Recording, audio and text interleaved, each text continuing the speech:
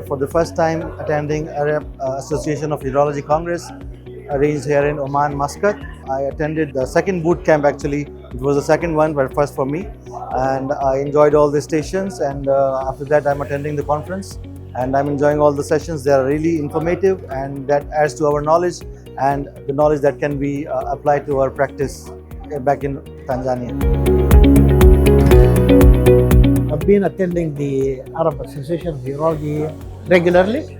I think the organization is very good this time and the content is good, but I think we need to go forward from now onwards to do two things. Number one, we need to do some original research originating in the Arab world, and number two, we need to do, it is high time to start collaborative research between different centers.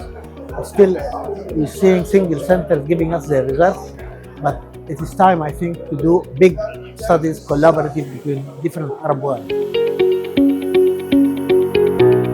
The reconstructive urethral and genital surgery is a particular surgery. It's very interesting. There are a few people who are interested in this surgery, but there are a lot of patients who need help. It is an honor for me to be here today. This is the first time I am at the Arab Urological Association. It is a big family, and I am very happy to be here.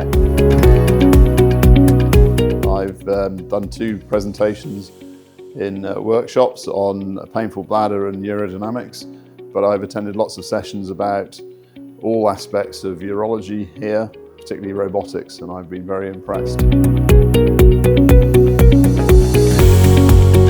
This is my first time in the Arab Association Urology Conference, and it's been a great experience. A lot of interesting sessions and meeting a lot of friends and experts. Well, I observed this 3 days meeting in Muscat, a beautiful place.